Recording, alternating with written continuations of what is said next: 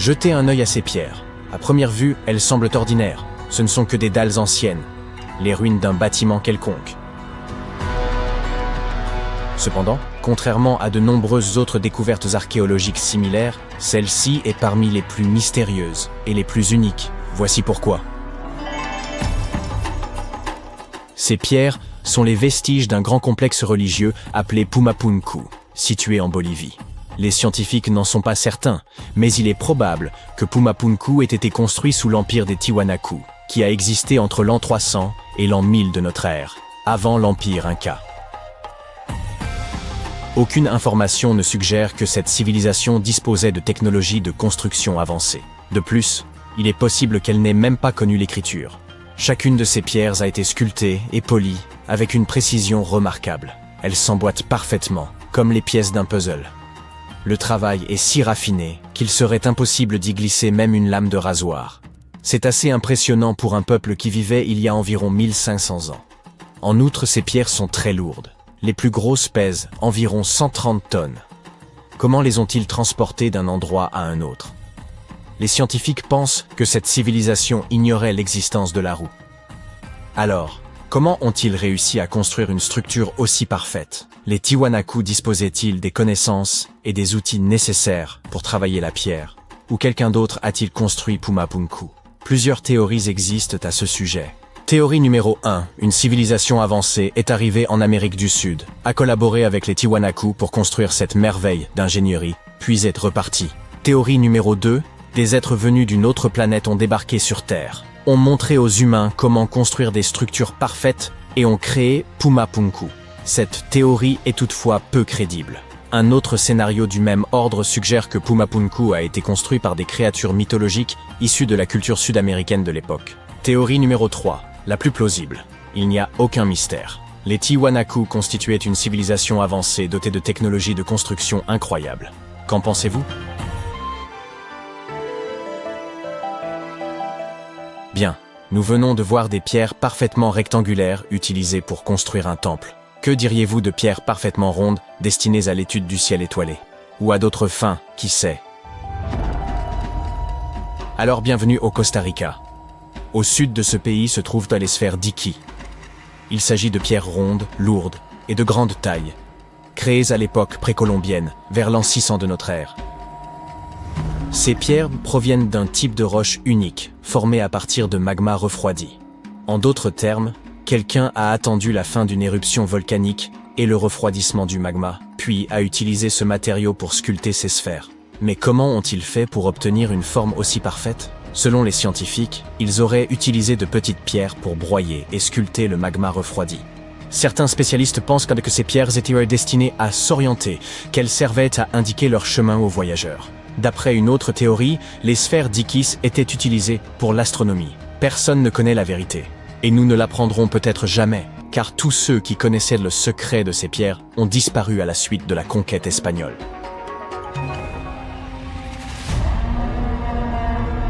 Continuons donc notre voyage. Vous voyez ces pavés? Les archéologues ne savent toujours pas pourquoi ils sont disposés ainsi le long d'une vaste étendue désertique traversant la Jordanie et Israël. Ces pierres étranges forment une chaîne de 64 km de long et sont ici depuis environ l'an 300 avant JAC. Comme elles ont été découvertes par des aviateurs il y a une centaine d'années, on les a surnommées « cerfs-volants du désert ». L'une des théories les plus populaires à leur sujet suggère qu'elles furent placées à cet endroit pour attirer les animaux et les capturer. Apparemment, les chasseurs anciens connaissaient bien le comportement de la faune locale, et ils étaient sûrs que les bêtes finiraient par marcher le long de ces pavés et qu'ils finiraient par tomber dans une fosse préparée à l'avance.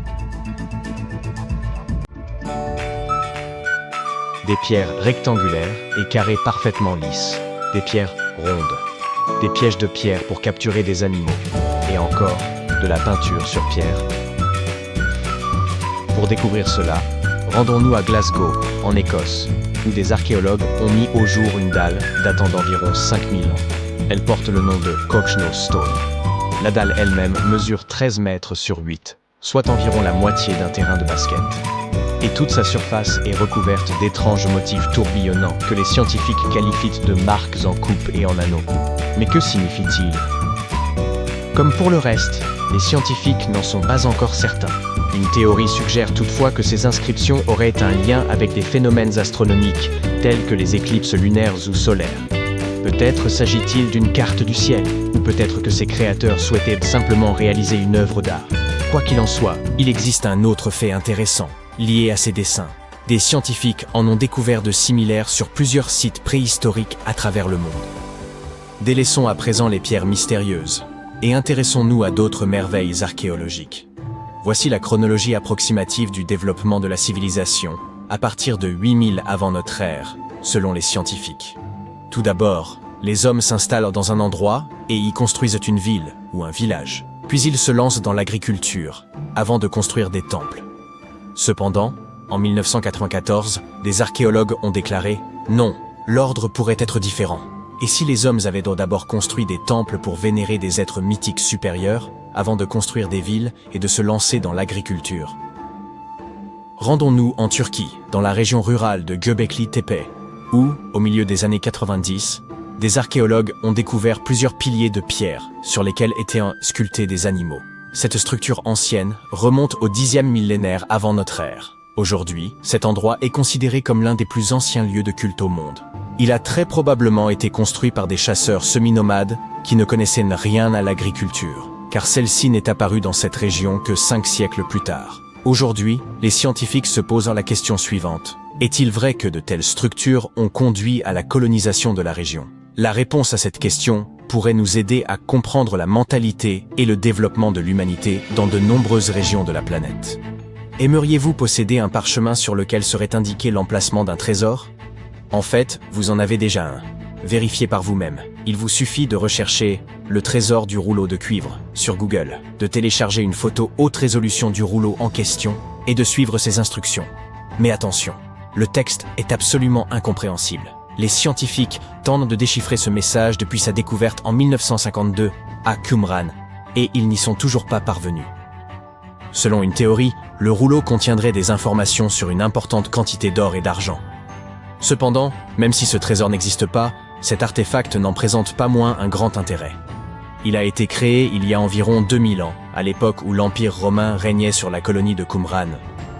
Peut-être les habitants de la région souhaitaient-ils cacher leurs objets de valeur aux légionnaires romains et ont-ils laissé un plan à leurs descendants ? Lorsque vous vous approchez de cette merveille archéologique, vous ne remarquez rien.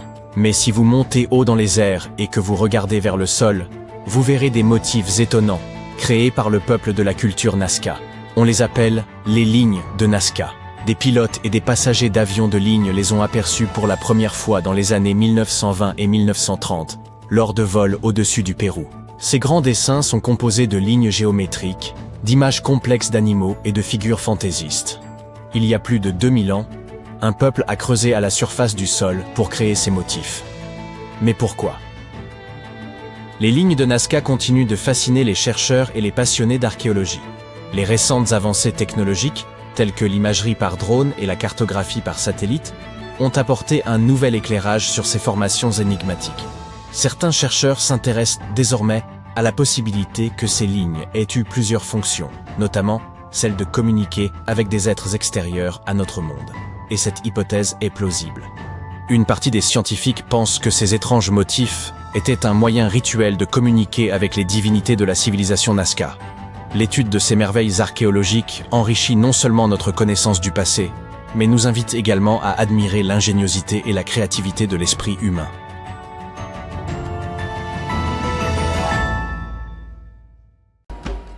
Stonehenge a exigé près de 20 millions d'heures de travail pour être édifié. À titre de comparaison, un individu lambda ne vit guère au-delà de 700 000 heures. Voici Jack, l'un des tout premiers bâtisseurs de Stonehenge. Supposons que Jack ait atteint l'âge de 80 ans, hypothèse hautement improbable, mais qui simplifie nos calculs. Si Jack avait consacré toute sa vie, de sa naissance jusqu'à ses 80 ans, à la construction de Stonehenge, il aurait fallu environ 28 générations et demie de travailleurs perpétuant cet effort pour achever l'ouvrage. C'est pratiquement impossible. Pour rendre cette estimation plus plausible, doublons ce chiffre. Après tout, Jack n'aurait sans doute pas dédié toute sa vie à charrier des pierres et il n'a certainement pas atteint un âge aussi avancé. Nous arrivons ainsi à près de 57 générations nécessaires pour ériger Stonehenge. On n'est malheureusement pas assez d'espace à l'écran pour vous présenter John, l'arrière-arrière-arrière-arrière, petit-fils de Jack, mais vous saisissez l'idée. Tout a débuté il y a environ 5000 ans, avec un simple rempart de terre et un fossé circulaire. Puis, aux alentours de 2600 avant notre ère, les bâtisseurs ont remplacé cette structure primitive par une configuration plus élaborée de rondins de bois et ont acheminé depuis le pays de Galles quelques 80 blocs de dolérite, qu'ils ont réagencés au moins 3 fois. Quelques siècles plus tard, ils ont ajouté ces impressionnantes pierres de sarcène d'environ 25 tonnes chacune. Ces imposants blocs de grès furent transportés sur près de 30 km afin de former un cercle extérieur continu, tandis que 5 trilithes, 2 pierres dressées, surmontées d'un linteau, formaient une structure en fer à cheval en son centre. Ce chantier, s'étendant sur un millénaire, a nécessité d'innombrables années de labeur. On peut donc supposer que les ouvriers vivaient à proximité. Mais dans quelles conditions pouvaient-ils bien se loger? De nos jours, les ouvriers disposent sur place de petites habitations temporaires, si besoin. Mais de telles structures existaient-elles réellement à l'époque où Stonehenge fut érigé? Eh bien oui. Et les découvertes archéologiques récentes aux abords de Stonehenge en apportent la preuve.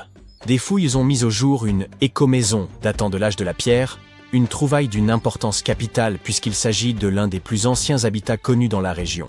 Cette demeure mésolithique, récemment mise au jour, remonte à environ 4300 avant notre ère. Observons-la de plus près.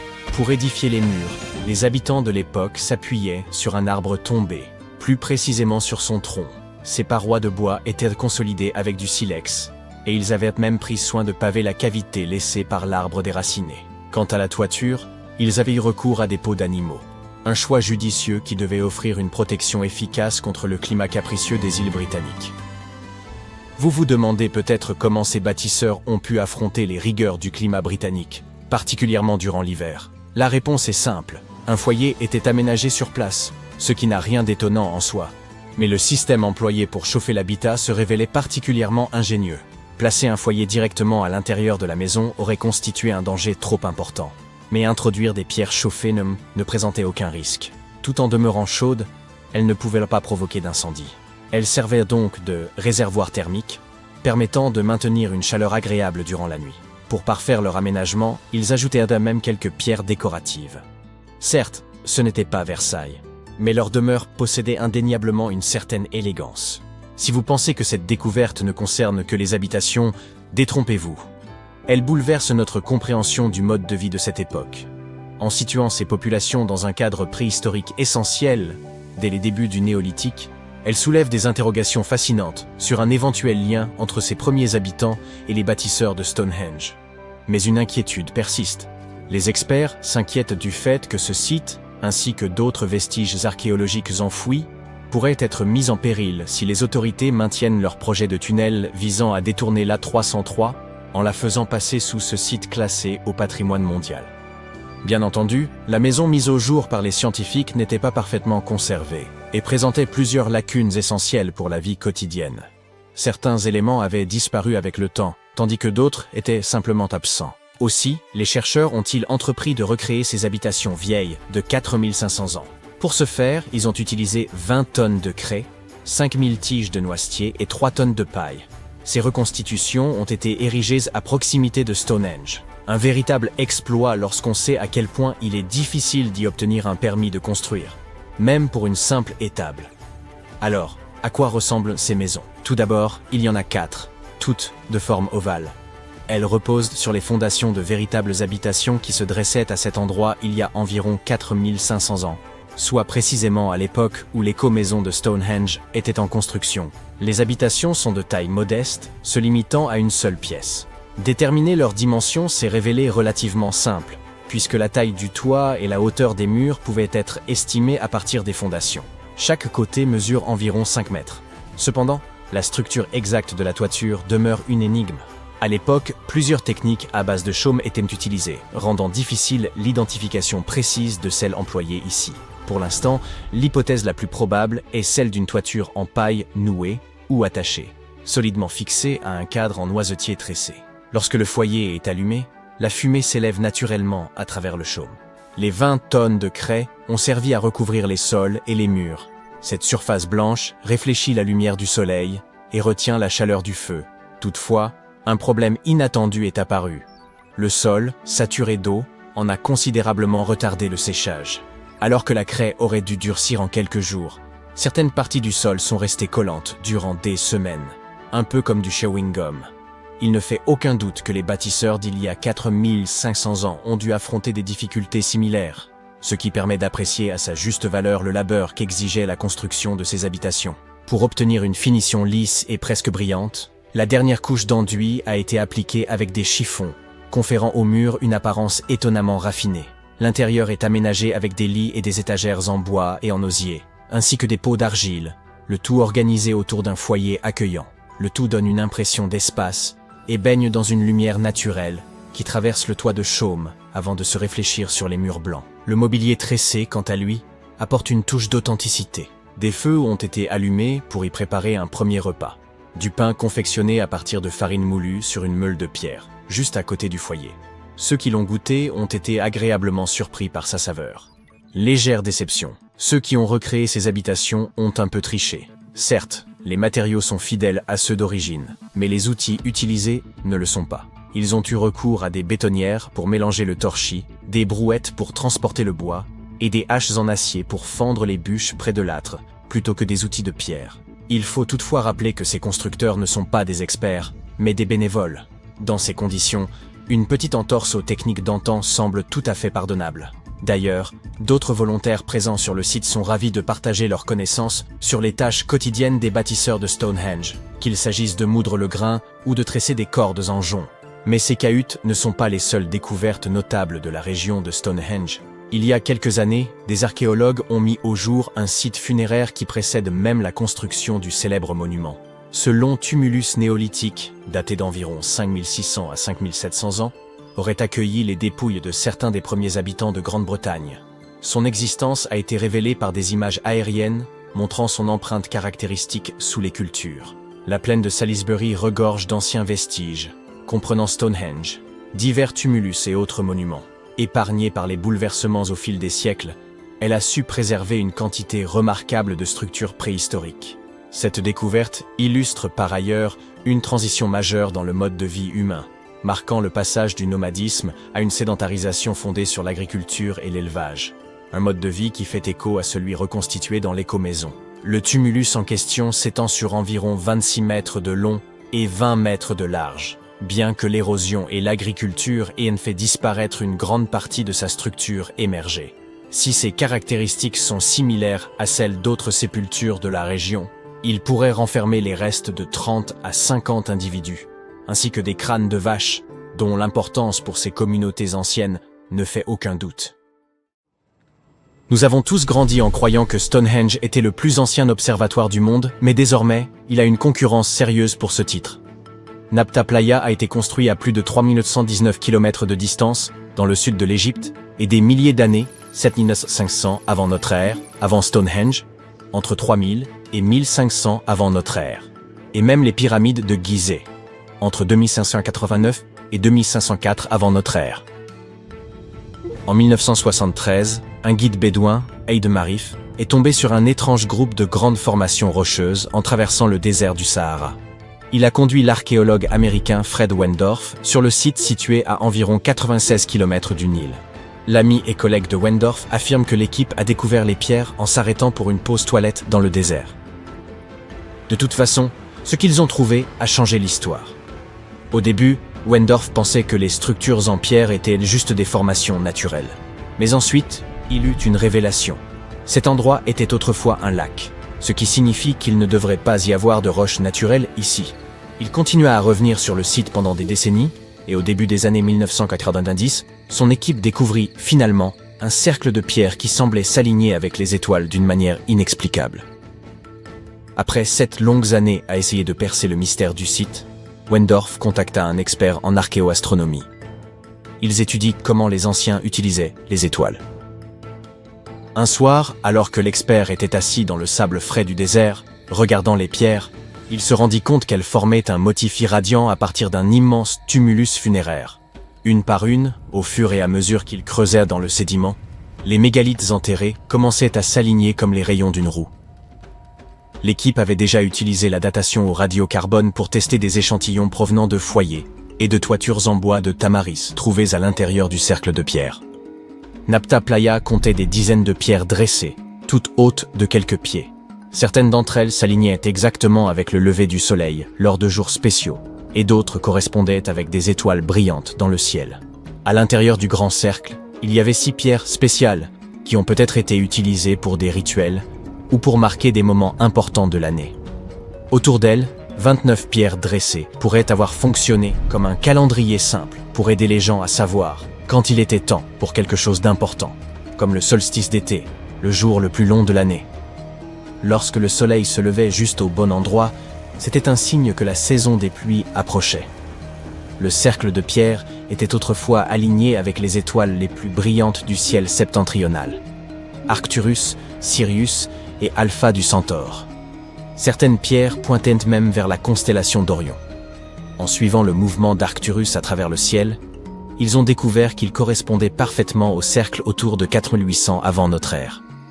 Cela signifie qu'il s'agit du plus ancien site astronomique jamais découvert, et les habitants de Nabta Playa observaient peut-être les étoiles des milliers d'années avant même l'invention des télescopes. Il semble que cela avait une énorme signification pour les personnes vivant et voyageant à travers le désert. Il y a plus de 1000 ans, la longue, froide et sèche ère glaciaire qui avait duré des dizaines de milliers d'années commençait enfin à s'estomper. L'Afrique du Nord a reçu des pluies et des moussons massives qui ont rempli les lacs saisonniers, Playa. Ainsi, certaines parties du désert se sont transformées en oasis éphémères. Pour les peuples nomades qui parcouraient dans cette terre inhospitalière, ces pluies estivales étaient tout. Leur mode de vie tout entier tournait autour du bétail.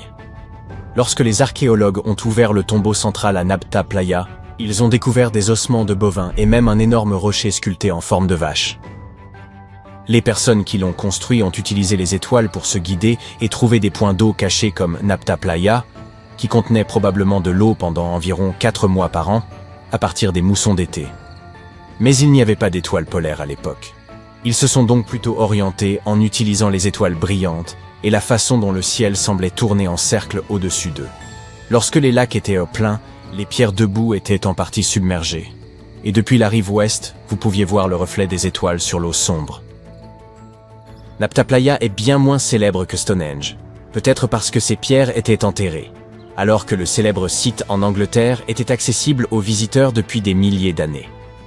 Malheureusement, lorsque Nabta Playa est devenu célèbre, certains touristes ont endommagé des parties en déplaçant des pierres, ce qui a perturbé les alignements stellaires anciens. Pour le protéger, les autorités ont déplacé l'ensemble vers un musée, où les gens peuvent voir les pierres et la statue de vache sculptée sans les endommager. L'observatoire égyptien n'est pas la seule construction semblable à Stonehenge. Il existe des versions qui ont été utilisées à des fins différentes. De l'Allemagne, anneau de Pemelt, et la France, alignement de Karnak, aux États-Unis, Stonehenge d'Amérique dans le New Hampshire et aux Andes dans le nord du Pérou. Ce dernier est en fait l'une des plus anciennes grandes structures jamais construites dans cette région. La place circulaire est constituée de 2 immenses murs de pierre disposés en anneaux. Elle était probablement utilisée pour des cérémonies et des rassemblements. Les scientifiques ont effectué une datation au carbone et ont estimé son âge à environ 4750 ans, ce qui signifie qu'elle a été construite avant les grandes pyramides d'Égypte et Stonehenge. La place comportait 2 entrées et une couche spéciale d'argile, de terre, de gravier et de charbon de bois en dessous. Elle a été soigneusement planifiée et construite. Les archéologues ont également trouvé des pièces en céramique, des cristaux de quartz et des pierres précieuses sur le site, ce qui montre qu'il s'agissait certainement d'un lieu spécial. Des gens l'ont visité pendant des siècles, mais à un moment donné, vers 500-200 avant Jésus-Christ, il a été fermé, probablement en raison de l'évolution des croyances et des traditions. La découverte la plus récente, février 2025, est celle des vestiges d'un grand cercle de bois, datant approximativement de la même époque et ayant des parallèles avec Stonehenge, tout en haut au Danemark. Cette structure en plein air faisait probablement partie d'une zone spéciale où les peuples préhistoriques du néolithique final et de l'âge du bronze ancien, de 1600 à 1600 avant l'ère commune, se rassemblaient pour des rituels et des cérémonies. Le cercle était composé de 45 gigantesques poteaux en bois, formant un énorme anneau d'environ 30 mètres de large. Le bois a disparu maintenant, Mais les scientifiques pensent que de hauts bois se dressaient autrefois dans les trous et créaient une impressionnante henge de bois. Personne ne sait exactement à quoi ces cercles étaient utilisés, mais les archéologues ont trouvé des ossements d'animaux et des restes de nourriture sur des sites similaires. Donc les gens se rassemblaient, probablement là pour des festins et des rituels. En 2024, des scientifiques ont découvert 2 cercles de pierres anciens datant de la période néolithique dans le parc national de Dartmoor, en Angleterre. Certains archéologues pensent qu'ils pourraient former un arc sacré. Beaucoup des structures de pierre de Dartmoor ont été construites en forme courbée sur les hauteurs au centre de la zone. Il y a longtemps, Dartmoor était couvert de forêts, donc les gens ont peut-être utilisé ces hauteurs comme repères importants. Un des nouveaux cercles découverts s'intègre à l'intérieur de cet arc, mais l'autre est à l'extérieur, au nord. Cela aurait pu être un point d'entrée dans l'arc. Il y a également une levée de terre près des pierres, qui ressemble à d'autres sites néolithiques célèbres, comme le cercle de Brodgar en Écosse et Stonehenge lui-même. Cela signifie que les personnes qui ont construit ces cercles ont peut-être visité Stonehenge ou en ont été inspirées. Des archéologues à Oman ont découvert d'anciens monuments en pierre appelés triliths, qui ont reçu le surnom de Stonehenge arabe. Ils ont été achevés il y a environ 2000 ans. Mais personne ne sait avec certitude qui les a construits ni pourquoi. Les scientifiques ont également trouvé des haches en pierre extrêmement anciennes, âgées de 3000 à 1,3 million d'années, datant de l'époque où les premiers humains ont quitté l'Afrique. Sur un autre site, Nafun, au centre d'Oman, des archéologues ont découvert une tombe néolithique datant d'environ 5000 à 4600 avant notre ère. Il y a 2 chambres contenant les ossements de dizaines de personnes sous une gigantesque structure mégalithique. À proximité, ils ont également découvert des gravures rupestres réalisées par des personnes qui ont vécu dans la région de 5000 avant notre ère à 1000 de notre ère. Et puis, il y a un autre sosie de Stonehenge, cette fois en Arabie Saoudite, qui a été utilisé comme complexe d'appartements il y a des milliers d'années. Des archéologues ont découvert un total de 345 cercles de pierre, en examinant des photos aériennes d'un champ de lave. Chaque cercle mesure entre 4 et 8 mètres de large et possède au moins une grande pierre dressée au centre. Ces structures conservent encore des vestiges de murs de pierre et de portes. Les cercles de pierre comme Stonehenge sont souvent associés à des cérémonies et des rituels. Mais les scientifiques disent que de nombreuses maisons anciennes étaient en réalité construites en forme ronde et que les maisons rectangulaires ne sont devenues courantes que bien plus tard dans l'histoire. La structure de Richat est une formation gigantesque au milieu du Sahara et qui ressemble à s'y méprendre à une vaste cible de fléchettes. Elle est si grande que l'on peut la voir de l'espace. Même la CIA s'y est intéressée à elle. En 1965, ils avaient prévu de la survoler, à la recherche d'anomalies géomagnétiques. Les résultats sont toujours classifiés aujourd'hui. Peut-être que les rumeurs sont vraies, et que cet endroit est vraiment la cité perdue de l'Atlantide. On suppose que l'Atlantide aurait coulé sous les vagues. Mais de récentes découvertes nous orientent dans une direction différente. C'est une histoire ancienne qui remonte très loin dans le temps, et Platon a été le premier à la mentionner. Le lieu avait une végétation luxuriante et une structure singulière. 3 cercles concentriques de terre entourant 2 cercles d'eau. 2 citations clés des écrits de Platon suggèrent que l'Atlantide n'aurait peut-être pas été une île ordinaire au milieu de l'océan. De plus, l'Atlantide aurait subi une influence majeure de l'Afrique et de l'Europe, ce qui remet en question l'idée qu'elle ait pu se trouver dans l'Atlantique. Il s'avère que l'œil du Sahara et l'Atlantide se ressemblent. Lorsque les astronautes ont vu l'œil du Sahara depuis l'espace, ils ont d'abord soupçonné qu'il s'agissait du cratère d'impact d'une météorite. Mais les anneaux de la structure correspondent à la disposition décrite pour l'Atlantide. Plus important encore, le Sahara n'a pas toujours été un désert. Il s'est transformé d'une région tropicale en un désert aride, il y a environ 11 000 ans. Les chercheurs ont retrouvé des traces d'un immense fleuve, le Tamanrasset, qui aurait pu abreuver toute une communauté. Celui-ci s'écoulait vers la structure de Richat, pareillement à la description de Platon. La voie maritime transsaharienne traversait le Sahara il y a 50 à 100 millions d'années, et l'on prétend que la mer aurait détruit l'Atlantide il y a environ 11 500 ans, probablement en raison d'une montée rapide du niveau de la mer causée par la fin de l'ère glaciaire. L'imagerie satellite de la NASA montre des motifs qui concordent avec cette théorie. Ces cercles concentriques pourraient être la clé permettant de dévoiler les secrets de l'évolution de notre planète au cours de millions d'années. Ils ont été façonnés par l'érosion de plusieurs couches de roches résistantes, créant un motif étrange fait de crêtes et de ravins. Le pic principal se dresse fièrement à 400 mètres de haut. La partie centrale a subi une transformation significative due à l'érosion, développant une structure circulaire avec un pic élevé. Contrairement au cratère d'impact, l'œil du Sahara présente une symétrie et un équilibre frappants. Certains affirment que cela résulterait du soulèvement des roches, sculptées par le vent et l'eau. D'autres pensent qu'il s'agirait d'un ancien anticlinal, érodé jusqu'à révéler cette forme concentrique. Ensuite, il y a la théorie du dôme de sel, suggérant que c'est la flottabilité du sel qui aurait sculpté cette merveille. Les techniques de datation ont prouvé qu'elle s'était formée il y a 252 à 541 millions d'années, à plus ou moins 1 million d'années près. D'anciens artefacts sont éparpillés autour des anneaux extérieurs de la structure, près du lit du fleuve asséché. Certains outils en pierre plus anciens ont également été retrouvés dans la même zone. Et pourtant, même si quelques pointes de lance de l'ère néolithique y ont été trouvées, il n'y a pas beaucoup de signes que des gens y aient vécu à l'époque. La région semble avoir été exploitée pour des activités à court terme comme la chasse ou la fabrication d'outils. Il existe d'autres mystères surnaturels qui parsèment notre monde. L'une de ces énigmes se trouve en Norvège. Le sinistre phénomène des lumières d'Esdalen, également connu sous le nom de vallée des Lumières, laisse les scientifiques perplexes. Cette vallée a une largeur de 15 km. Elle est assez reculée, mais une étrange boîte bleue se trouve en haut de la colline, équipée de caméras qui scrutent le vallon en contrebas. L'inquiétante saga a commencé dans les années 80, lorsque le ciel nocturne au-dessus de Esdalen s'est paré de boules de feu incandescentes. Un spectacle récurrent qui a fait frémir tous ceux qui l'ont vu. Ce n'était pas un phénomène éphémère. Bien au contraire, il s'est reproduit très régulièrement.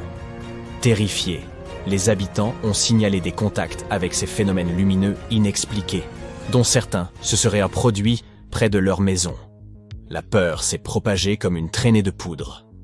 À son apogée, on comptait environ 20 apparitions chaque semaine. Le phénomène a fait son chemin dans les journaux, les magazines et les médias du monde entier. Bien vite, les gens ont afflué dans la vallée, espérant voir ces lumières par eux-mêmes. En 1984, des experts se sont joints à la cohue, armés d'instruments sophistiqués comme des magnétomètres, des radiomètres et bien d'autres trucs-o-mètres. Ce qu'ils ont observé était sidérant. Ces lumières défiaient toute explication.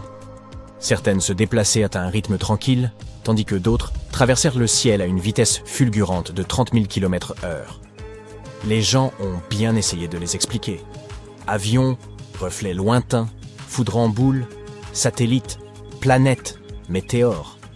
Mais la vitesse et la façon dont ces lumières dansaient éclipsaient toutes ces théories. Nous nous approchons lentement d'un autre lieu mystérieux. C'est le plus grand lac subglaciaire parmi les 675 lacs connus d'Antarctique. Il pourrait facilement abriter des formes de vie inconnues. Ce lac se trouve sous l'Inland 6, Est-Antarctique. Si vous plongez à environ 4 km sous la glace, vous y verrez le lac Vostok, situé à 200 mètres sous le niveau de la mer.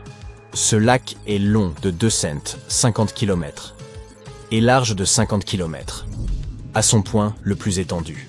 Avec une profondeur moyenne de 430 mètres, c'est aussi le 6e plus grand lac du monde en termes de volume. Il ressemble à une cité sous-marine, avec de hauts piliers et de profonds bassins. Ce lac secret a été découvert en 1993. Pourtant, il attendait d'être découvert depuis plus de 2000 ans, conservant tous ses secrets. En 2012, les scientifiques ont foré la glace, prélevant la plus longue carotte de glace de toute l'histoire. Ils ont traversé la calotte gelée jusqu'à la surface du lac. L'année 2013 a apporté un rebondissement inattendu, lorsque ces eaux tranquilles ont surgi lors de l'extraction d'une carotte de glace, se mêlant au fluide de forage. Puis, ils ont enfin obtenu un échantillon d'eau pure en 2015. Certains pensent qu'il pourrait se trouver des formes de vie inconnues par là-bas, car c'est une réserve d'eau fossile qui n'a pas été touchée depuis des millions d'années. Cela pourrait beaucoup ressembler à ces océans recouverts de glace que l'on soupçonne d'exister sur des lunes comme Europe et Encelade. Tout a commencé avec une théorie du 19e siècle, suggérant que de l'eau douce serait caché sous les calottes glaciaires de l'Antarctique. Ensuite, en 1959, les levées sismiques ont laissé entreapercevoir l'existence d'un lac sous-glaciaire. Et dans les années 90, les données satellites ont confirmé l'existence du lac Vostok. Il n'est d'ailleurs pas seul. En 2005, on a découvert une île au milieu du lac. Ensuite, 2 lacs plus petits se sont joints à la fête. On soupçonne qu'un réseau secret de rivières sous-glaciaires aurait pu connecter ces lacs. Très loin de l'Antarctique, au Venezuela, la foudre de Catatumbo offre un stupéfiant spectacle lumineux à la confluence du fleuve Catatumbo et du lac Maracaibo. Cet inquiétant phénomène électrique se produit environ 140 à 160 nuits par an durant 10 heures par jour et peut libérer jusqu'à 280 éclairs en une seule heure. La fréquence de ce spectacle de foudre change avec les saisons et d'année en année. Il a connu une pause de janvier à mars 2010, ce qui a suscité l'inquiétude qu'il pourrait disparaître à jamais. Au coucher du soleil, les vents de l'Est commencent à gagner en intensité. Ce vent fort est appelé un jet nocturne à basse altitude, comme ce que l'on peut observer dans les grandes plaines d'Amérique du Nord. Ces vents apportent de l'humidité, principalement des Caraïbes et du lac en lui-même. Cet air humide rencontre les hauts sommets de la cordillère, entraînant la création d'orages sur les montagnes. Grâce à la constance de ces vents, d'autres orages apparaissent au fur et à mesure que la nuit avance. Ce schéma se répète. C'est pourquoi cette région a le taux annuel d'éclairs le plus élevé au monde. Le prochain endroit que les scientifiques sont incapables d'expliquer se trouve en Chine. Il s'agit des grottes de Longjiu. Elles présentent des voûtes hautes et inclinées et de robustes piliers. L'endroit est resté caché pendant des siècles. Ces cavernes, créées par l'homme, creusées il y a environ 2000 ans, n'ont décidé de se révéler que dans les années 90. Des agriculteurs locaux ont drainé les étangs et révélé 5 cavernes massives. Des fouilles supplémentaires ont exposé 19 autres grottes plus petites. Elles allaient de 20 à 35 mètres de large pour 10 à 20 mètres de hauteur. Des archéologues y ont retrouvé des reliques anciennes datant du règne de l'empereur Han Xuandi, remontant à plus de 2000 ans. Comment ces grottes ont-elles survécu pendant plus de 2 millénaires sans s'effondrer? Aucune trace écrite n'explique la manière dont elles ont été conçues. Les murs présentent des marques de bourrines, laissant supposer une activité de sculpture couche après couche. Mais le processus exact de construction demeure un casse-tête. Récemment, des scientifiques ont fait une découverte étonnante qui pourrait résoudre le mystère de Stonehenge. Ils ont trouvé un élément caché au plus profond de l'ADN des pierres de Sarsen, les énormes monolithes présents sur le site. Cette découverte pourrait révéler pourquoi nos ancêtres du néolithique ont conçu et construit cette structure. Depuis des années, les scientifiques se creusent la tête pour savoir d'où viennent les énormes pierres de Sarsen. Pendant longtemps, ils ont cru qu'elles provenaient d'une carrière située à 25 km du site, connue sous le nom de Marlborough Downs. Sur ce site, ils ont trouvé des minéraux similaires à ceux qui composent les pierres de Sarsen. Mais en réalité, les choses sont plus complexes qu'on ne le pensait. Notre compréhension de la construction de Stonehenge est en constante évolution. Les scientifiques doivent littéralement remonter le temps pour percer ces mystères. D'où viennent les pierres? Comment ont-elles été transportées? Pourquoi le site a-t-il été construit? Le site de Stonehenge, situé dans la plaine de Salisbury en Angleterre, est constitué de 2 grands types de pierres. Il y a les pierres de Sarsen, très lourdes, et les pierres bleues, plus petites et plus légères. Les pierres de Sarsen pèsent chacune environ 25 tonnes. Cela équivaut à 3 éléphants d'Afrique. La pierre de Sarsen la plus lourde, appelée Hillstone, pèse à elle seule 30 tonnes. Ensemble, les pierres de Sarsen forment le cercle extérieur de la structure. À l'intérieur de ce cercle, vous trouverez les pierres bleues. Leur nom est peut-être un peu trompeur, car elles ne sont pas vraiment bleues. Elles ont une teinte bleutée lorsqu'elles viennent d'être cassées, d'où leur nom. Ces petites pierres proviennent probablement des collines de Presley, dans le sud-ouest du pays de Galles, à environ 240 km de Stonehenge. Elles sont un peu plus légères que les pierres de Sarsen, mais restent assez lourdes. La pierre de l'autel, classée parmi les pierres bleues, est la plus lourde d'entre elles, avec un poids d'environ 6 tonnes. Son emplacement d'origine n'est pas encore connu. Pour déterminer l'origine d'une pierre, les scientifiques doivent d'abord étudier sa composition. Pour cela, ils vérifient l'ADN de la roche. Ensuite, ils recoupent la structure de la pierre avec les minéraux présents dans le sol pour voir s'il y a concordance. La plupart des pierres de Sarsen que nous voyons dans le sud de l'Angleterre sont en fait constituées d'un type de grès connu sous le nom de silcrète. Il s'agit d'un sable durci par les eaux souterraines pendant des millions d'années. Ce processus s'est principalement produit au cours d'une période appelée le Paléogène, il y a quelques 65 à 23 millions d'années. Ces pierres de Sarsen ne se sont pas formées en une seule grande plaque, mais par parcelles, comme si la nature avait créé de petits jardins de pierres un peu partout. Les scientifiques expliquent que les pierres de Sarsen se sont répandues de manière aléatoire, souvent dans des zones isolées. Au fil du temps, nombre d'entre elles ont été enfouies sous des couches d'argile et de craie, ce qui a contribué à leur préservation.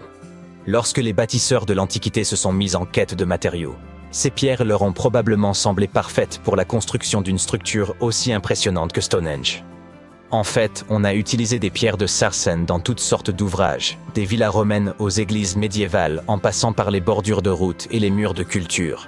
On pourrait dire que ces pierres étaient le matériau de prédilection des bâtisseurs de l'Antiquité et qu'elles ont continué à être populaires même à l'époque moderne. Ce fait a amené les scientifiques à se demander si toutes les pierres de Sarsen, utilisées pour construire Stonehenge, ne provenaient pas du même endroit. Ils ont identifié des sites dans tout le Royaume-Uni, dans des régions telles que l'Oxfordshire et le Kent. Après des centaines d'années d'études, les géologues disposent enfin du type de technologie appropriée pour déterminer l'origine des pierres. J'aimerais pouvoir vous dire qu'il s'agit d'un lieu tenu secret, très éloigné du site. Mais il s'est avéré que les pierres de Sarsen proviennent en réalité de West Woods, une forêt située tout près de Stonehenge. Un nouveau facteur est entré en jeu lorsque des fouilles ont mis au jour des trous de pierre, indiquant qu'au moins 6 piliers de pierre bleue avaient été retirés dans les collines de Preseli, sur le site de Waunmain, au cours de la préhistoire. Il y avait là un cercle de pierre, et l'on pense que certaines des roches de Stonehenge ont été récupérées dans ce cercle plus ancien. Si cela est vrai, il se pourrait que Stonehenge fasse partie d'un ensemble beaucoup plus vaste de sites anciens. Si c'est bien le cas, Stonehenge ne serait que la cerise sur le gâteau d'un projet de plus grande envergure. Un peu comme la pièce maîtresse d'un paysage de monuments, de monticules, de cercles de pierre et d'autres choses très impressionnantes. C'est la raison pour laquelle les scientifiques veulent absolument savoir d'où viennent les pierres. Cela pourrait permettre de comprendre pourquoi et comment Stonehenge a été construit. Stonehenge n'est pas apparu du jour au lendemain. Il a été construit en plusieurs étapes sur des centaines d'années. Il ne s'agissait probablement pas de l'œuvre d'une seule personne, mais d'un grand projet communautaire qui a évolué au fil du temps. Chaque génération de bâtisseurs a apporté ses propres idées, créant une structure qui allait durer des siècles. La première étape remonte à environ 3100 ans avant notre ère. Un fossé circulaire a été creusé et quelques pierres bleues ont été installées, formant une sorte d'anneau de départ. Plus tard, ils ont ajouté les pierres de Sarsen et ont même surmonté certaines d'entre elles de pierres horizontales afin de former ces fameuses arches que vous voyez aujourd'hui, ce qu'on appelle les trilithes. Ces bâtisseurs de l'Antiquité avaient bien des défis à relever. Comment déplaçaient-ils les pierres? Une vieille théorie, connue sous le nom de route de glace, suggère que les pierres ont été déplacées sur des chemins naturels et glacés au cours de plusieurs hivers. Ils auraient ainsi simplement fait glisser les pierres jusqu'à Stonehenge. Mais nous parlons là d'une distance de plus de 160 km, c'est donc assez invraisemblable. Quoi qu'il en soit, cette théorie a été démentie, parce qu'il faisait plus chaud à l'époque qu'aujourd'hui. Il y a aussi la théorie de la rivière. Les pierres auraient été transportées par voie d'eau depuis leur lieu d'extraction jusqu'au site. Mais les pierres de Sarsen sont beaucoup trop lourdes pour cela. Cette théorie a donc également été abandonnée. En clair, personne ne sait comment les pierres ont été déplacées.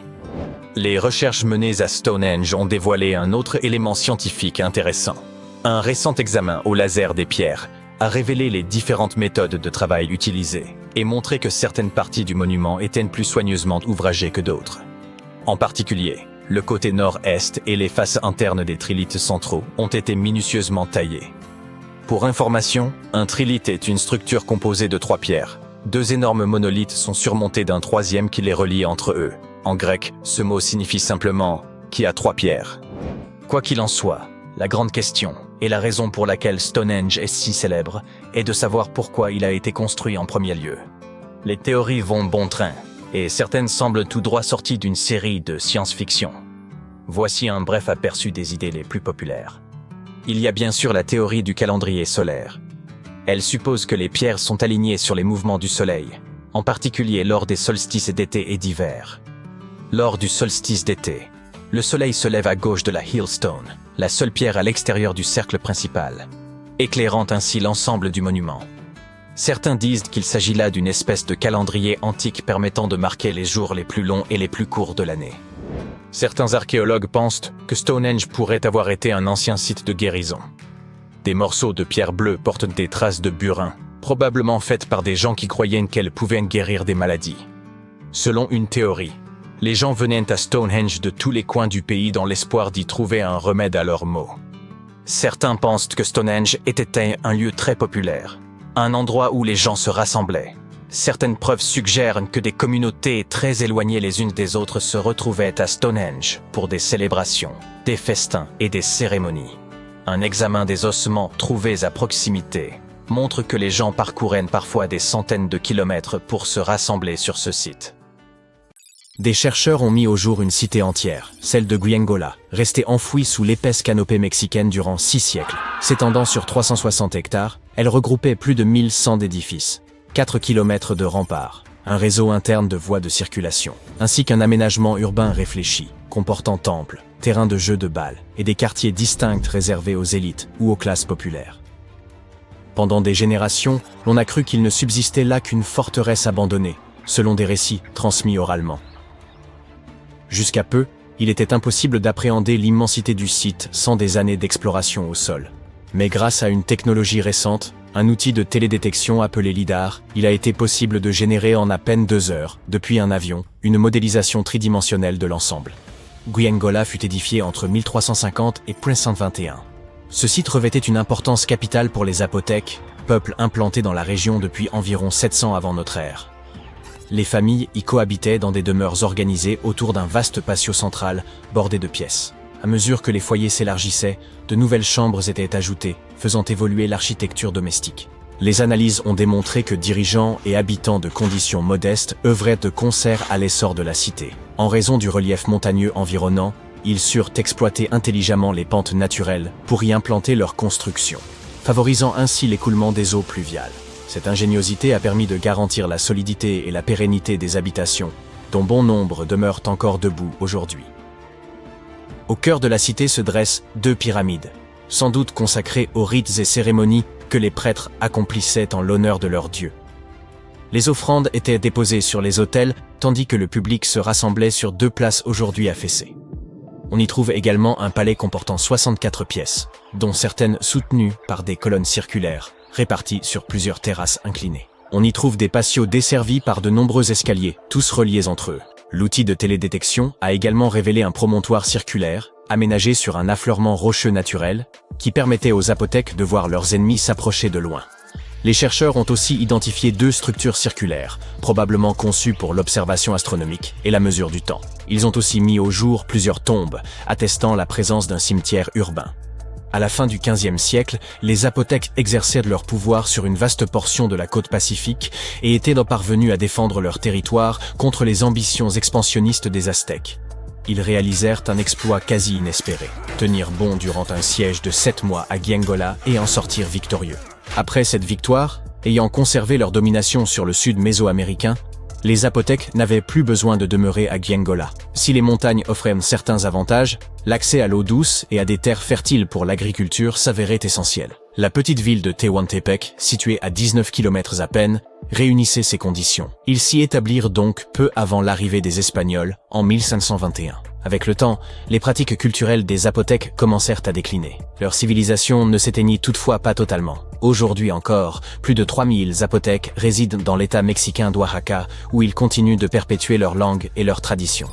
La création du modèle 3D de cette cité perdue ne constitue qu'une étape préliminaire dans la recherche. Les archéologues espèrent que les études à venir permettront de mieux comprendre l'organisation politique et sociale des Zapotèques, la manière dont ils administraient leur cité, ainsi que la nature de leurs échanges avec les Espagnols à leur arrivée. Ils projettent d'examiner les 1170 structures révélées par le balayage LIDAR, ce qui nécessitera plusieurs années. Plutôt que de fouiller le sol, ils auront recours à des technologies non invasives afin d'explorer la ville sans en altérer les vestiges. Grâce à cette même technologie, les scientifiques ont pu révéler l'existence d'une vaste cité ancienne, enfouie sous le dense feuillage de la forêt amazonienne. Un ensemble structuré de maisons, de places, de routes et de canaux reposait dans l'ombre d'un imposant volcan. Pendant des siècles, nombre de chercheurs ont cru que les peuples amazoniens vivaient dans de modestes huttes, ne défrichant que de petites parcelles pour subsister. Or, cette cité, édifiée il y a 2500 ans et occupée durant un millénaire, nous prouve le contraire. Les experts estiment que des dizaines, voire plusieurs centaines de milliers de personnes vivaient au sein de sociétés urbaines complexes. Le balayage de la région a permis d'identifier 6000 plateformes rectangulaires, chacune mesurant environ 20 mètres sur 10 et s'élevant à une hauteur de 2 à 3 mètres. Ces constructions étaient regroupées autour de places centrales, avec des routes rectilignes aux angles droits parfaits, connectées par des sentiers. L'une d'elles atteignait même 26 km de long. La réalisation de voies parfaitement droites exigeait davantage que le simple suivi du relief naturel. Certaines d'entre elles revêtaient probablement une valeur rituelle ou spirituelle. Le sol volcanique, particulièrement fertile, favorisa l'essor de cette civilisation, mais il pourrait aussi avoir contribué à sa disparition. Les chercheurs ont en outre révélé les défenses de ces villes comme des fossés barrant l'accès à plusieurs d'entre elles. Il est donc possible que des groupes voisins aient tenté d'envahir ces cités. La prochaine phase consistera à étudier les 300 km² adjacents afin de mieux cerner l'ampleur et la complexité de cette société ancienne, qui pourrait même surpasser par sa taille la célèbre civilisation maya du Mexique et d'Amérique centrale. En 1963, un habitant de Turquie fit une découverte stupéfiante en rénovant sa maison. En abattant un mur de sa cave, il mit au jour une pièce énigmatique. En poursuivant ses fouilles, il tomba sur un tunnel, lequel le mena à la ville souterraine de Derinkuyu. Il s'agit de l'une des cités souterraines les plus profondes et les plus vastes de Cappadoce, et même de toute la Turquie. Les habitants occupaient 8 niveaux souterrains, chacun offrant un accès à des caves, des espaces de stockage, des chapelles, une école, une salle d'études ainsi que d'autres installations. Ces étages étaient interconnectés par un vaste réseau de tunnels. Il est probable que cette cité enfouie ait été conçue comme refuge. Située à une profondeur de 85 mètres, elle demeure invisible depuis la surface. Le site était suffisamment vaste pour accueillir environ 2000 personnes, accompagnées de leur bétail et de leurs vivres. Un puits de ventilation, profond de 55 mètres, assurait l'aération. Selon les archéologues, les premiers niveaux auraient été aménagés par les Phrygiens, avant d'être repris et perfectionnés par les Romains. L'apogée de Derinkuyu s'est toutefois manifesté durant l'ère byzantine. La cité suivante, longtemps tenue pour légendaire, n'était évoquée que dans de rares textes anciens et quelques inscriptions énigmatiques, si bien que son existence demeurait incertaine. Après avoir exploré une grande partie du littoral égyptien, un archéologue du nom de Frank Goddio et son équipe ont soudain aperçu un visage monumental émergeant des profondeurs. C'est ainsi que la ville engloutie de Thonis Héracléion fut révélée, à plus de 6 km au large d'Alexandrie. Parmi ces vestiges reposaient 64 navires, 700 ancres et un fabuleux trésor de pièces d'or. Les archéologues considèrent que les éléments les plus remarquables de cette découverte sont la statue haute de 6 mètres et les vestiges du temple. À son époque, la cité accueillait des rituels et des célébrations dans le sanctuaire d'Amon. Façonnées en granit et en diorite, les ruines ont traversé les siècles sans se détériorer malgré leur immersion prolongée. Elles offrent aujourd'hui un aperçu précieux de la vie, 2300 ans plus tôt, dans l'un des carrefours commerciaux les plus importants du monde antique. La ville disposait d'un réseau de canaux, comparable à une Venise égyptienne d'un autre âge. Ces voies d'eau reliaient divers ports et points d'ancrage, tandis que des ponts unissaient tours, temples, habitations et autres édifices. Thonis Héracléion constituait le principal port du royaume pour le commerce extérieur et la perception des taxes. L'origine de son engloutissement demeure incertaine, mais les chercheurs l'attribuent à des phénomènes naturels. Vers la fin du second siècle avant notre ère, probablement à la suite d'une terrible inondation, la cité fut submergée. Par la suite, Alexandrie, fondée par Alexandre le Grand, surpassa Héracléion en prestige et en influence. Avant cela, Héracléion faisait office de principale porte d'entrée maritime vers l'Égypte. Après la catastrophe, de nombreux navires durent réorienter leur itinéraire vers Alexandrie. Héracléion sombra alors dans l'oubli, jusqu'à sa redécouverte en l'an 2000. Au Royaume-Uni, il y a environ 115 000 boîtes aux lettres, dont certaines se trouvent dans des endroits plutôt étranges. Regardez ici, nous sommes sur un tronçon désert de la lande de Caithness. Et là, en plein milieu de nulle part, entre cette carrière et la lande, nous trouvons encore une boîte aux lettres solitaire. C'est Chris Aitken, un enseignant de la région, qui est tombé sur cette bizarrerie près de Worth Hill, à proximité de John O'Groats. John O'Groats est un petit village à 4 km au nord-est de Canis Bay, dans le comté historique de Caithness, en Écosse. Le village lui-même est populaire auprès des touristes, mais seulement environ 300 personnes y habitent de manière permanente. Cependant, on y trouve quand même une jolie boîte aux lettres. Mais qui donc a tant besoin d'un tel service sur une colline perdue? Quand Chris a partagé sa photo sur Internet, quelqu'un a lancé une théorie. Il y a quelque temps, un entrepreneur vendait de minuscules parcelles de terrain autour de Camster. Il prétendait que les acheteurs deviendraient après les seigneurs de leur petit bout de terre. Cela explique-t-il la présence de cette boîte aux lettres? La boîte, fièrement estampillée « Propriété de John O'Groats », porte également le nom de Thorsten Sommer ainsi qu'une adresse en Allemagne. Il y a un code PIN sur le devant, mais lorsque Chris l'a ouverte, tout ce qu'il a trouvé était un lien vers un site web. Le site présente des photos de Sommer agitant un drapeau écossais et parlant de son amour pour l'Écosse, se qualifiant lui-même de vieil écossais. Chris a essayé de se renseigner via le site web, mais il n'a jamais reçu de réponse. Cela pourrait être lié à l'achat rapporté par Sommer d'une petite parcelle de terrain, mais la vente de titres de propriété écossais est souvent perçue comme de l'escroquerie, car l'acheteur ne reçoit en vérité aucun titre légal. La zone autour de Worth Hill a également connu récemment une intervention policière, après la découverte d'un corps dans les environs. Doit-on faire un lien avec cette mystérieuse boîte aux lettres? Mais laissons ces histoires aux vrais inspecteurs et détectives. Et plongeons à présent dans la haute couture, d'accord? Vous êtes peut-être tombé sur cette image loufoque qui fait le tour d'Internet, et selon laquelle il y aurait une boutique éphémère Prada dans le désert du Texas. Eh bien, c'est en quelque sorte vrai et faux tout à la fois. Oui, il y a bien une boutique, en quelque sorte. Elle présentait toute une gamme de produits Prada pour une valeur approchant les 80 000 $. Et devinez quoi? C'est Miuccia Prada elle-même qui avait choisi les articles. Mais il n'était pas possible d'y acheter quoi que ce soit. Pas de caissier, pas de vendeur. C'était comme si l'endroit était fermé de manière permanente. La surprise? Il s'agissait en réalité d'une installation artistique, fabriquée entièrement à partir de matériaux biodégradables. Elle a été conçue pour se fondre progressivement dans la nature, une métaphore amusante de notre culture consumériste moderne. Mais pourquoi exposer des biens que personne ne peut acheter? Une métaphore pour le charme insaisissable du luxe. Elle était destinée à se détériorer tranquillement. Mais l'engouement créé a suscité un flux si inattendu de visiteurs que les choses ont vite dégénéré. Après avoir tenté de repousser plusieurs voleurs potentiels, les artistes ont dû admettre leur défaite. Désormais, le lieu se laisse docilement photographier et attire toutes sortes de personnes, des touristes comme des célébrités. Bien, vous pouvez trouver un sac de marque dans le désert, mais pouvez-vous, disons, trouver une voiture dans les grottes galloises?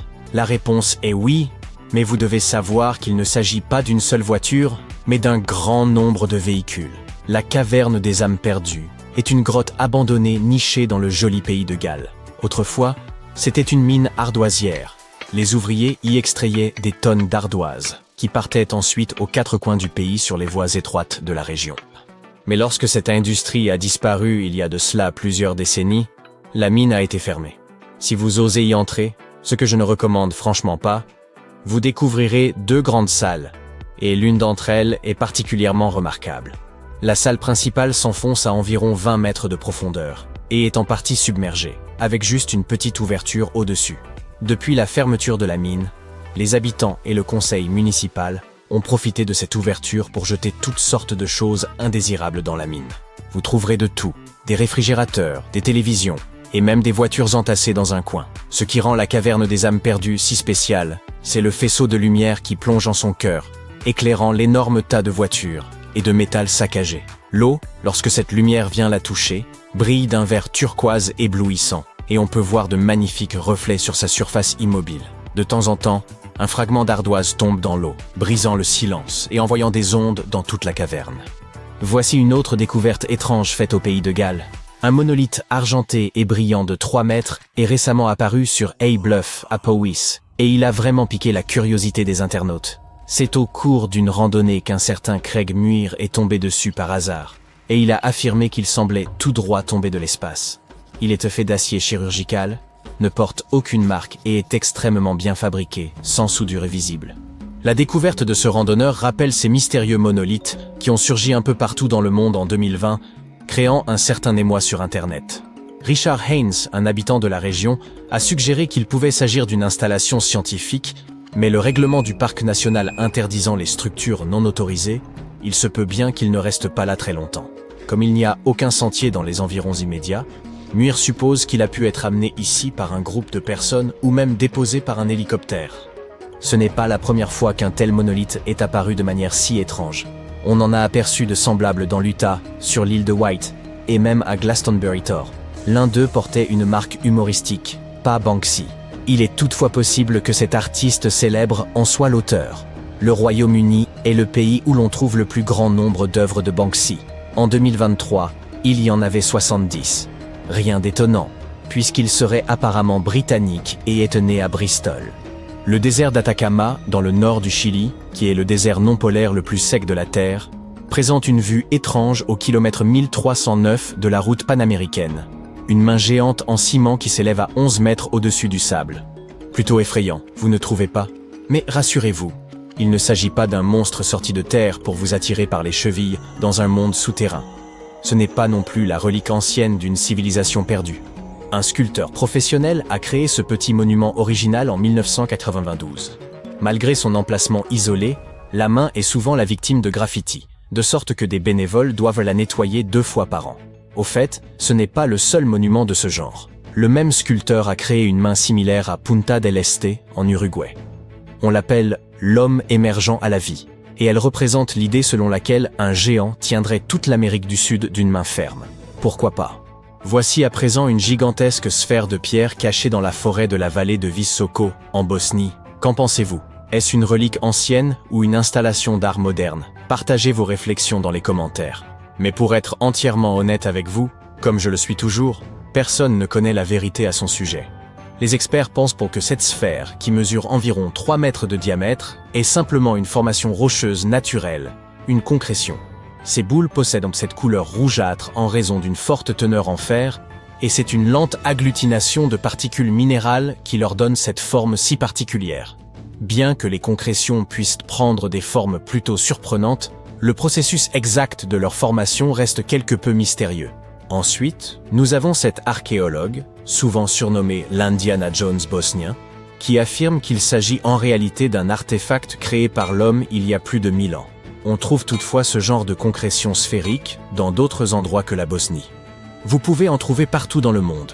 Prenez, par exemple, les célèbres boulders de Moeraki en Nouvelle-Zélande. Des pierres massives et rondes ayant plus de 60 millions d'années. Il y a aussi des concrétions en forme de boulets de canon dans le Dakota du Nord. Et n'oublions pas les sphères de pierre façonnées par les Dikis au Costa Rica, fruit d'un travail virtuose, un magnifique témoignage de la créativité humaine. Donc, bien que la sphère bosniaque soit très intrigante, c'est probablement juste une concrétion ancienne et non le vestige d'une civilisation perdue. Dommage. Certaines choses sont si bien cachées qu'il faut descendre au fond de la mer pour les apercevoir. Autrefois un lieu de plaisir hédoniste pour l'élite romaine, Baïse était un peu le Las Vegas de son époque. Mais aujourd'hui, ses ruines se trouvent sous l'eau. Cette station thermale prospérait grâce à ses sources chaudes volcaniques et attirait des personnalités telles que Néron et César, qui y construisirent même des villas de vacances. Cependant, au 8e siècle, Baïse a perdu une bataille et elle fut ensuite abandonnée. Alors que le niveau de l'eau montait, une grande partie de la ville a été engloutie sous la baie. Vous pouvez désormais explorer les ruines antiques de Baïse dans l'un des rares parcs archéologiques sous-marins de la planète.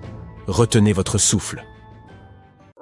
On a tous eu peur du noir à un moment de notre vie. Pas vrai? Te rappelles-tu te faire border par l'un de tes parents après qu'il t'ait lu un conte de fées effrayant avec des monstres, des dragons ou même des dinosaures? Quand ils étaient sur le point d'éteindre la lumière et de sortir silencieusement de ta chambre, tu t'en souvenais.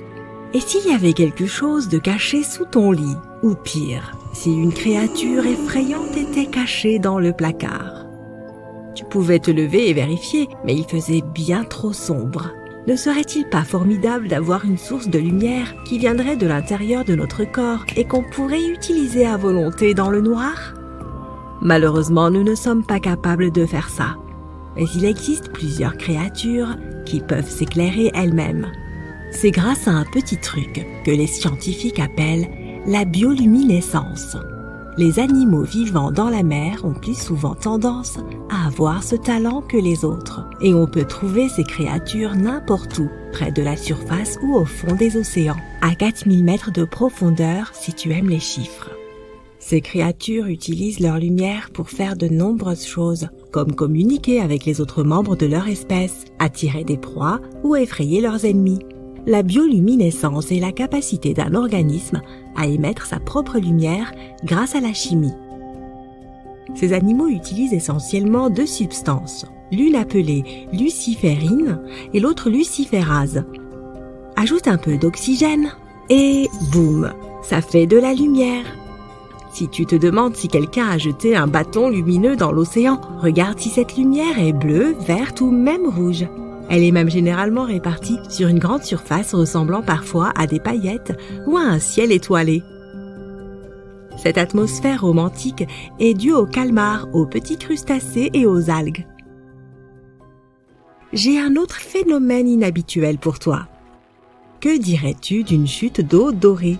Sérieux, ça existe vraiment, et c'est un phénomène naturel. Pour la voir, il faut aller au parc national de Yosemite, à Horsetail Fall.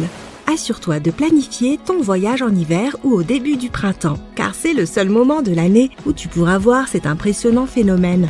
Il n'y a pas besoin d'explications scientifiques. Ce n'est rien d'autre que la lumière du soleil, au crépuscule, qui illumine la chute d'eau de telle manière qu'elle prend l'apparence d'une rivière de lave. Ou d'or, à toi de voir. C'est la raison pour laquelle, à cette époque de l'année, cette chute d'eau est également appelée la chute de feu.